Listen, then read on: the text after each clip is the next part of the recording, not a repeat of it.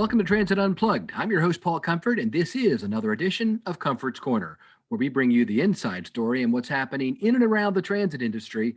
And today is no exception. We've got a power pack show for you today with headline news, basically covering the impact of the new $30 billion transit rescue package, which came out of Congress as part of the $1.9 trillion COVID relief package. We'll tell you all about that and how some of the cities in the parts of America are going to respond to that. And then, of course, we have a great newsmaker interview with Mr. Christian Kent, an old friend of mine who is one of the nation's leaders in paratransit services for people with disabilities.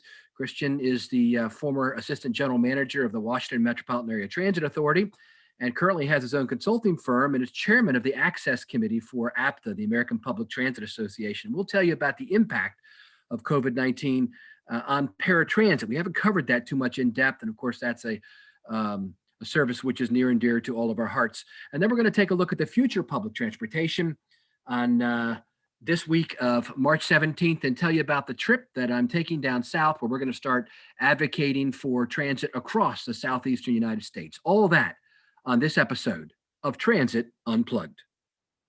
And now for a look at our headline news. For nearly a year, the New York Times tells us public transportation systems across the country have teetered on the edge of a financial cliff as the pandemic starved transit agencies of riders and revenues and threatened to decimate service. But those systems and the people that rely on them have been pulled from their worst crisis in decades by the sweeping $1.9 trillion stimulus package, which includes $30.5 billion for transit agencies, the largest single infusion of federal aid public transportation has ever received.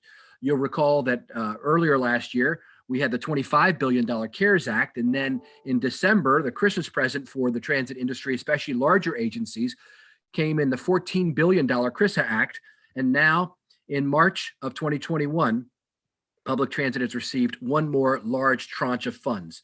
Transit leaders from New York to Washington to San Francisco quickly announced that they would shelve plans for deep service cuts and restore some train and bus service. New York's transit agency said that it would begin ramping up service on its commuter rail lines, which have really suffered in ridership. Washington said that it would keep open nearly 24 stations that it had considered closing this next year, and Amtrak announced that it would restore daily service on 12 of its 15 long-distance routes. You may have heard that Amtrak, in addition to the $30.5 billion that goes to transit agencies, Amtrak got an additional $1.5 billion lifeline. Paul Smedsberg, chairman of the Washington Metropolitan Area Transit Authority, or WMATA, remarked, Congress has once again stepped up to address the needs of Metro and the regional transit systems that will be critical to our region's economic recovery. The large infusion of funds reflects a concerted effort for our nation's transit leaders and elected officials to revitalize the country's transportation systems, many of which faced shaky finances and crumbling infrastructure before the pandemic hit. And of course, now the next big piece of legislation that the Biden administration and Democrats in Congress are working to push through is a multi-trillion-dollar infrastructure spending plan, which is also likely to include support for public transit, though the details have not yet been worked out. So lots of, this was a great quote, I thought, by Ben Freed, spokesman for the Transit Center. He said, the mortal threat to transit agencies basically comes to an end with the passage of this bill. But, and there's always a but, right? There's still a lot of risk and uncertainty, he says, down the line. But it's not going to be on the same massive scale that we were talking about as recently as a month or two ago. Still, transportation experts warn that while federal aid offers transit agencies some immediate respite, the stable revenue sources the agencies tend to rely on, state and local subsidies along with fares, will likely remain suppressed for years to come. State and local governments are facing their own economic challenges, while ridership will likely not rebound to pre-pandemic levels anytime soon, as many employers continue to allow remote work. Nationwide ridership has plateaued at about 40% in recent months, according to the American Public Transportation Association.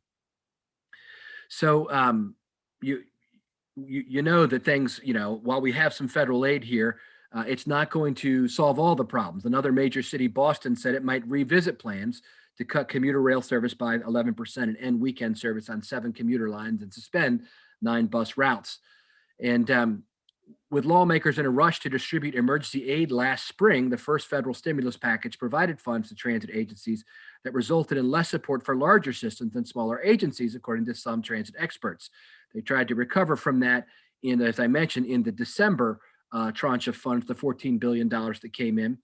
And so there's still Patrick Foy, the chairman of the Metropolitan Transportation Authority in New York City, said now there is a 100% certainty that we're bringing back 24-hour subway service, and that'll be great.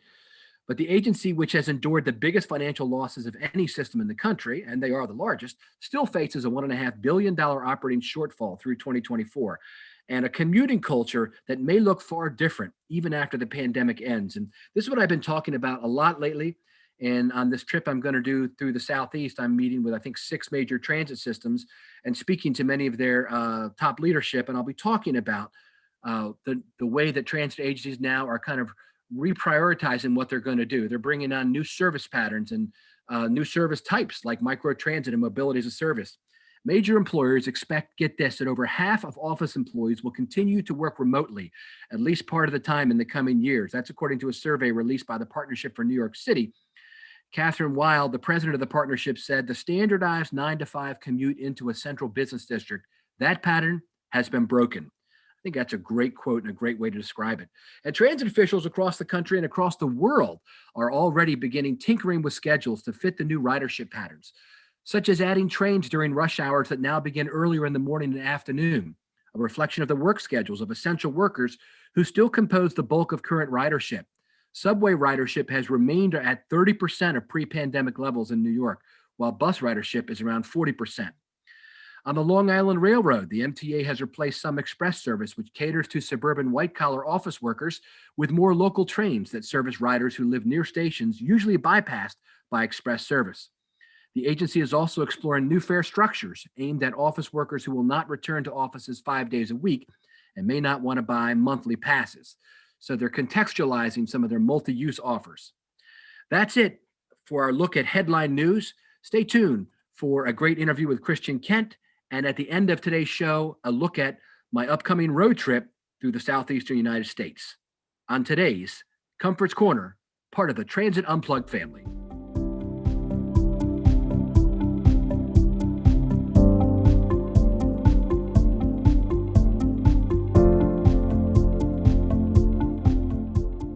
Hi, I'm Alea Curie, a communications consultant who loves working with public transit agencies.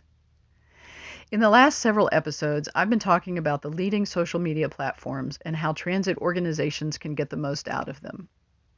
So far, we've covered Facebook, Instagram, and LinkedIn, which leaves us with the platform I think is best all around for transit, Twitter.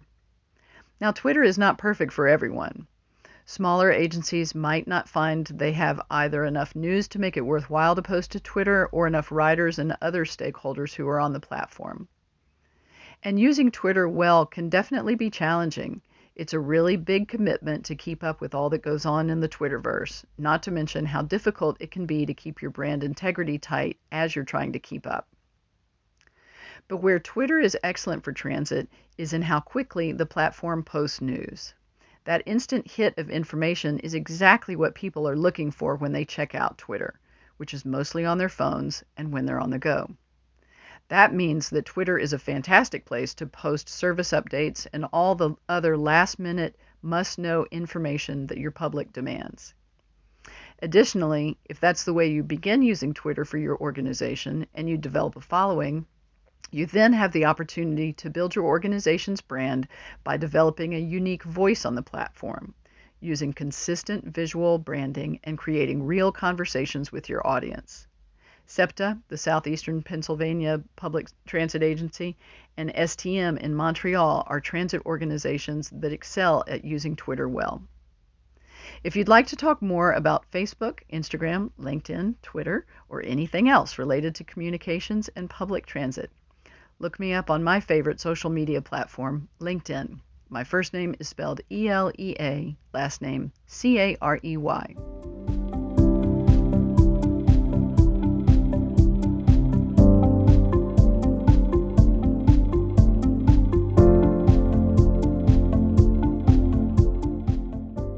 Thanks for being with us today on Comfort's Corner, Transit Unplugged, where we bring you the inside story on what's happening around the transit industry from the newsmakers themselves. And today I'm excited to have with us on our newsmaker hotline a good friend of mine, Christian Kent, who's a principal with Christian T. Kent Transit Management Consulting, LLC. calling in from Virginia Beach, my hometown. Christian, thanks so much for being with us today on Transit Unplugged. My pleasure. Yeah, Christian and I go way back from when we were young lads, don't we, Christian? Yeah, that's absolutely right. Where did we first meet? Do you remember? I met you when I was working in the Washington, D.C. area. I was with a company called Dave Transportation, and it was purchased by Laidlaw. And when Laidlaw came in, there was this dynamic go-getter sales guy named Paul Comfort who was taking over the world one contract at a time. And he was in that he was in that region with me. So we crossed paths that fateful day back in I think it was 1997. Okay. Yeah, I was going to say probably around 25 years ago, something like that. So that's something. And then we worked together more recently when you were assistant general manager at the Washington Metropolitan Area Transit Authority, and I worked as a contractor there with MV as the operations manager. And you led that organization to great success, Christian. Congratulations on the great work you did. That's the fourth largest paratransit system in America at the time, I think, with about 8,000 trips a day. And working together along with some other folks there like Leland Peterson and others, we were able to get our on-time performance up to contractual standards for 2 years, 92%, and also our AFR, accident frequency rate, under 2 preventable accidents per 100,000 miles for 2 years. So thank you so much for the opportunity to allow me to work there when I did, and for your leadership in the agency. Well, you brought a lot to the table, as you're still doing. That was a labor of love at WMATA, and I can say that it was successful because it was a team effort. I remember one occasion in particular with you where we were talking about how to define good performance, and you had brought some information to the table on national performance indicators and norms that we could use as benchmarks. Yes. And that brought a lot of credibility to the data that we were putting out, to say, not only this is how we believe that we are performing, but this is how we stack up against other agencies around the country. And that was definitely a team effort, but you were a tremendous asset to us, and I was very happy to work with you again. Thank you. How long were you there? How many years were you there at WMATA? Well, I may have set a record. As an executive at WMATA, the tenures are not always terribly long. I was there for 13 years. So, 13 years. They let me stay a lot longer than is often the case. But we went through quite an evolution there in paratransit. I mean, when I got there, it was a manual. It was a manual operation with 4,500 trips a day. And when I left, it had peaked at 10,000. That's right, 10,000 a day. So, a lot of change. Yeah. So after you left there, you started your own consulting firm. And what do you do at your consulting firm? Well, it's been great. I have had the blessing of being able to take the years of working in paratransit and take that experience beyond just one location, which obviously when you're working, on a property, it's hard to do that. And so there's a lot of consulting on paratransit issues. And in particular, it's not the kind of consulting that was probably done 10, 20 years ago, where it was simply, how do we get into compliance with the regs? Right. And how do we improve the performance, and how do we work with a contractor? I mean, it's 30 years old now.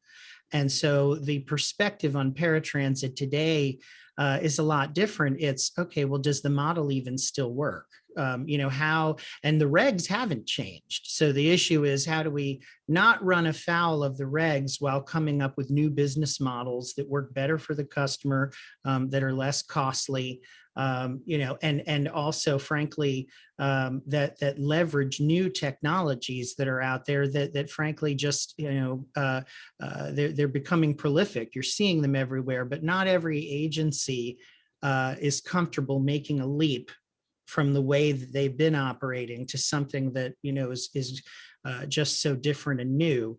But that's where the consultants come in. Say, okay, why don't you analyze this for us? Tell us what's out there, and let us take the opportunity to see what we like and what we might be able to adopt. That's great. So that's what I wanted to talk about today, is some about paratransit and where it's at in this era of COVID and hopefully headed into a post-COVID era. Where Mhm. is it right now? What would paratransit, for those that are uninitiated, is personalized transportation for people with disabilities, or as our friend Robbie Mackinnon likes to call them, people with diverse abilities. But Sure. what is the state of the paratransit industry right now in March of 2021? Well, as I was saying, it's not the same model that's been in place since the ADA was passed. Ridership has dropped during the COVID era, I guess you could call it, but not in the same proportion as fixed route. So, I mean, obviously, there's a pretty clear reason for that, which is the people who use paratransit, the vast majority are using it for medical purposes. Even though the service doesn't discriminate about why you use it, you can use it for any reason that you like. ADA paratransit is a civil right, so you can't discriminate against trip purpose, but the vast majority, I'd say 60+ % of the trips are going to fall in a medical category. So they're essential. The customers still have to do that, whether or not there are changing environmental conditions, they still have to go see their doctors and have their procedures. So the ridership has dropped somewhat, but it's still there. And the issue really now is that because the ridership drop on fixed route has been so pronounced that agencies realize that, well, whatever we do with fixed route, so goes paratransit, because paratransit by the ADA definition is a complement to the fixed route system. So people have started asking questions like, well, if we eliminate fixed routes, then what happens to the paratransit service area? Do we pull that service back? And of course, the community says, well, if you do that, we don't have any alternatives, so please don't do that. Then there are a number of systems that have said, gosh, fare collection makes no sense because we spend more money, collecting up the cash than we do in bringing in revenue. So maybe we should be free fare. Well, if fixed route is free fare, then paratransit also has to be free fare. So we're talking about a lot of policy issues here.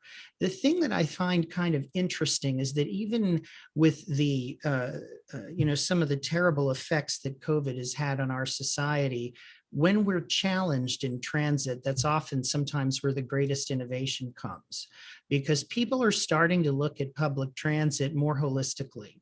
And they're saying, can we provide service to paratransit customers without necessarily limiting that service to paratransit? Can we create on-demand services that serve all the constituencies? Which ironically was what ADA had in mind to begin with. It was really supposed to be make everything accessible, not, keep this wonderful paratransit service so that people with disabilities never use fixed routes. Quite the opposite. So I think the industry is converging on, more of a solution that fits everybody. And the That's interesting. technology is really fueling that. That's right. That mobility on demand technology, Exactly. micro transit, mobility as a service, all these things. We should also mention that you are chair of APTA's Access Committee and have been that way for a couple of years now. And so you are helping to kind of guide the conversation for our whole industry in the United States. Well, yes, it's true, because APTA's not having as many in-person meetings. So we're spending a lot of time putting out webinars and information virtually for people to, stay in touch. Yeah. One of the other changes that you mentioned to me that you've noticed is that some paratransit providers are rethinking their eligibility processes in light of the in-person assessments being impractical during COVID. Tell us a little bit about that. Well, yes, it was ironic. We were right in the middle. One of the consulting tasks that I'd had was to say, let's revisit eligibility to make sure that the process examines each applicant to make sure that we've not overlooked places where they could use fixed route transit or some alternative. Many of those processes across the country started so long ago, and paratransit was a small operation for them.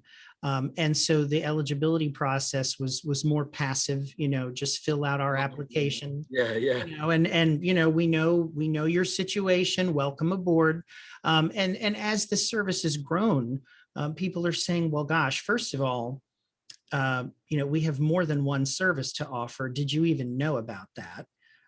That's one of the things we did at WMATA. We set it up more as like a travel agent. You apply for eligibility and we tell you, well, okay, so where do you live and where are you trying to go? And then we give them these lists of other services that, some of them were free when paratransit was not, and is still not in many cases, and where advanced reservation is not required. You want to travel spontaneously. I mean, people with disabilities do not want to be in a separate category. They want full access to what everybody else gets. So eligibility processes were changing for that reason. And the consultation's great if you can do it in person. But then COVID came.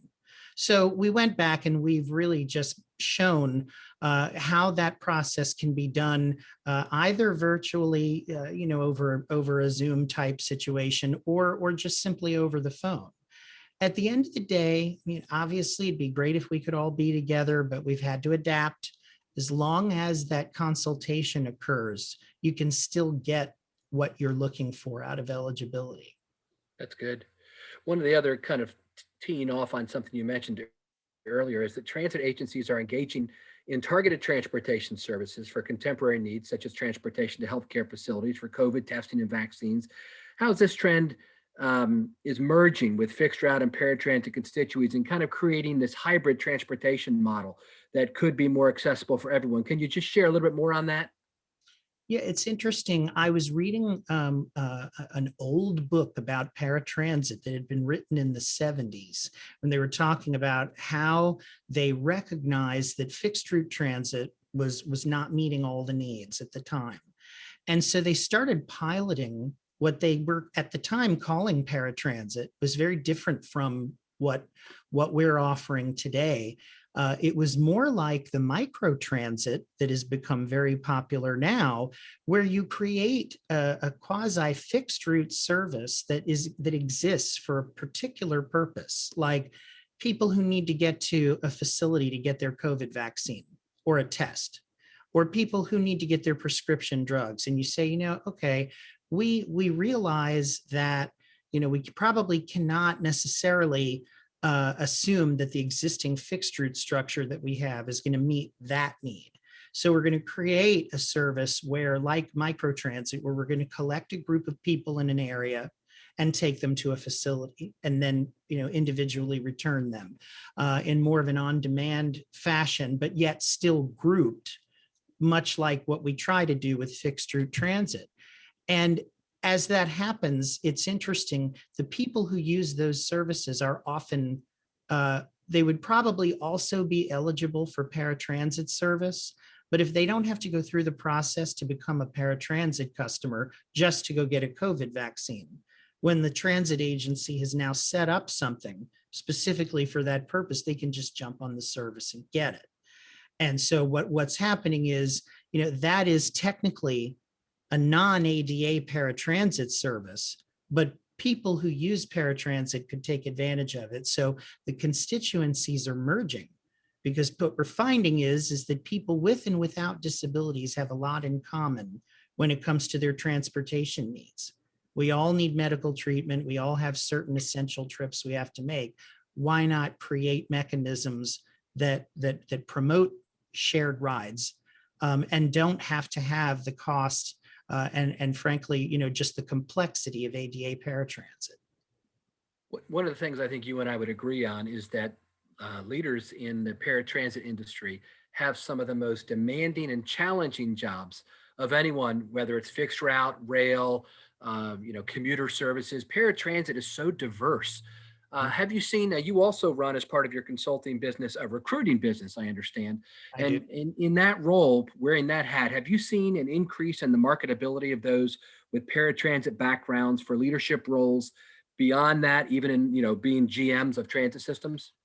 I have, and I feel so vindicated because I have said, and I know you have too for years, that paratransit's difficult. So if you have the skill set to deal with individual customers, you have the communication skills, conflict resolution, you can manage through data, You can customize approaches and invent things, because paratransit, we always had to create our own teams. We had to train them specially because they were not plentiful at the beginning of the ADA. And they're being selected now to take on big roles in the industry, COOs, CEOs. I love when I see a paratransit person become a CEO. And, I remember fondly your tenure as CEO at the MTA in Baltimore. And I was like, you know what? The blessing of Paul's experience is going to be just so excellent for that system. And true to form, you went there and you made the system much more visible. You gave it a lot more attention, and there was a real effect. And I love seeing that, and I hope it keeps happening.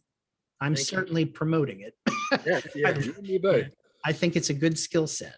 Tell me about movement of leadership positions on the rise, along with the willingness of candidates to relocate now that COVID parameters are better understood. Yeah, in 2020, when in the recruiting business, we were still placing people, but there was a bit of hesitancy because people weren't sure how things were going to turn out. The quarantines were much more sobering at that time. Businesses were trying to figure out what their long-term plans were going to be. People were more hesitant to say, if I shift right now, I might, the ground might come out, from under me. But I think now that people are accustomed to, certainly that you can continue to do business while wearing your mask, that there are protocols where you can continue to work, with some adjustments, and that life is going on. We're starting to hear from people where, the agencies are starting to say, we got positions we need to fill and we don't need to wait any longer. We've had enough, analysis paralysis on COVID from last year. 2021 is going to be the year that we start to move ahead.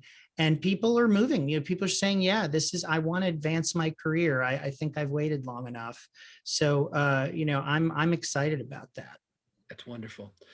Well, listen, if you want to know more about Christian Kent's ideas about the future of public transportation, you can get a copy of our book with the same title, where Christian wrote the chapter on the future of paratransit in our industry. And that is in the book, The Future of Public Transportation, available on Amazon and Barnes and Noble. Or you can go to Christian's website, christiankentconsulting.com, where Christian has lots of information there available for you. And I'm sure would be happy to help you if you need more help. Christian, thank you so much for being our guest today on Comfort's Corner. We wish you the best as you continue to lead our industry to help the most vulnerable clients that we serve in the transit industry improve the customer experience that they have. Well, thank you so much, Paul. It's great to be with you.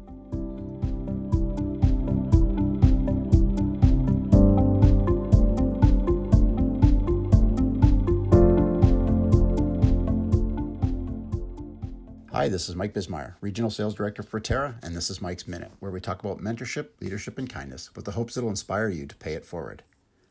In this month of March, we're reminded of a few anniversaries pertaining to COVID-19. March 11th, 2020 was when it was first officially declared a pandemic, and it was also in March of 2020 where most of us can remember the first implications associated to traveling and the incredible challenges that would be ahead of us all in the year to come. However, March 2020 was also the first inaugural Mike's Minute here on Transit Unplugged, so I'd like to celebrate that for a moment. Thank you all for listening, the feedback, and most of all for helping keep kindness cool. The intent was to emphasize the difference a random act of kindness can have in someone's life and remind us all that it can be as simple as starting with a thanks, acknowledging and appreciating the people around you. So on that note, I wanted to end today with another important date that's upon us. Thursday, March 18th this week is Transit Operator and Worker Appreciation Day. Roughly a year after the first lockdowns, be sure to make an effort to thank those incredible individuals that have kept transit and our communities running safely. They all have families too, and during this year have selflessly continued to provide essential service for the countless individuals who rely on transit. I would also challenge you to make an effort this Thursday to hop on a bus in your community and personally say thanks to an operator. It will truly be appreciated. Thanks for listening. Kindness is cool. Have a great day.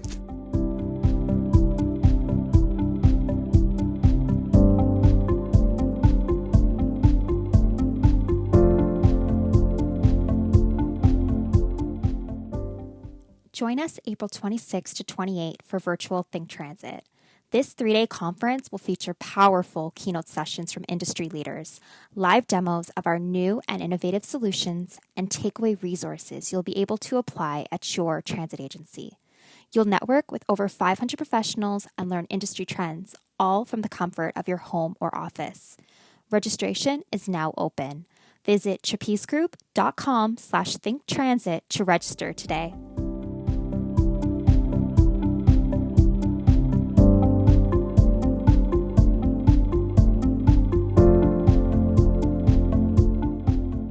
Hope you've enjoyed the episode of Comfort's Corner so far today. We've had a great look at headline news, the $30.5 billion rescue package coming out of Washington and its impact on some major transit agencies, but still the look to the future, right? And how transit's going to look different as we now come out of this COVID pandemic, hopefully. That's what I'm about to talk to you today, which is I'm actually going to be on my first road trip. As you know, I kept a heavy schedule prior to COVID, and the book tour for my book, The Future of Public Transportation, was canceled. The book was published in March after it was on Amazon, went to #1. We had one event, and then we had to cancel the rest. But I have been able to speak over 70 times now at transit agencies and events and conferences around the world about the topic of the future of public transportation. Part of the reason why we started this Comfort's Corner podcast was to talk about how are we going to adapt for the future? Well, that's what I plan to talk about in the coming 8 days as I do a road trip down Route I-95 from Washington, D.C. to Palm Beach, Florida, and talk to transit leaders about what does the future of public transportation look like and celebrate the transit agencies and our frontline workers for the work they have done to become really heroes of the pandemic age. So on Tuesday, March 16th, I, along with KJ Reynolds, my colleague, will be meeting in Richmond with the GRTC staff, Julie Tim, the CEO, talking about the future of public transportation and touring their operations. And then we'll be meeting with the USERV group. John Donlan's the CEO there. They're one of the up-and-coming bright new stars in our tapestry of mobility providers on the private contractor side, as they brought in kind of like an Uber model to help serve paratransit and non-emergency medical transportation clients to make sure that even during this era of COVID, people are able to get safe, efficient, reliable transit and mobility to the needs that they have. Then we'll be going down to Chapel Hill, and on Wednesday, the 17th, St. Patrick's Day, we'll be meeting with Brian Litchfield, Transit Director for the town of Chapel Hill. I'll be recording him for the podcast, and we'll be also talking with staff about the future of public transportation. Then I'll be headed on to Charleston for Thursday, March 18th, where I'll be participating in Transit Driver Appreciation Day activities there with some of the drivers that work with TransDav at CARTA. And then on Friday, I'm excited to roll into Jacksonville Transit Authority, where I'll be participating in a ribbon cutting for the vaccine bus at Rains High School at 10 a.m. that morning with Nat Ford, the CEO. This is the opportunity that he has been able to participate in actually bringing the vaccine through their transit system to communities in the Jacksonville area. Then I'll be recording with Nat Ford for the podcast, and then touring the facility and spending the afternoon at their autonomous vehicle location. And during this whole time, I'll be kind of broadcasting, although it's not really broadcasting, but sharing here on LinkedIn, both on my page and on the Trapeze Group's page. I'm doing one of those social media takeovers for a week, sharing pictures and video and content from what we're learning and what we're sharing at these locations. And then the following week, Monday, we'll be headed down to Palm Tran, meeting with Clinton Forbes and interviewing him for the podcast. They've got a brand new facility in Delray. Hopefully I get a chance to tour that and talk about them potentially continuing to serve their community in even new ways using high-tech approaches to that. And then on Tuesday, our final day of the trip, I'll be meeting with the Palm Beach Transportation Planning Agency. Valerie Nielsen there has helped connect everything up, and having lunch with officials there and teaching a online class, which will be live and live streamed. And if you tune into my LinkedIn page, Paul Comfort, you'll be able to see a link to that, I think, so you can listen as well if you'd like to see it, and then some Q&A and a book signing. So, and there's a few other things that I think will be added on along the trip, but those are the highlights. Hopefully you're able to follow us on the Travelog on Trapeze Group's webpage or LinkedIn page, and my LinkedIn page as well. And stay safe out there as we continue to shine the light on public transportation, our drivers, and on the solutions that we offer to ensure that mobility is available to all, even as we now hopefully are coming out of this over a year in the post-pandemic age. Thanks so much for always tuning in to us here every Wednesday on Transit Unplugged. If it's Wednesday, it's Transit Unplugged.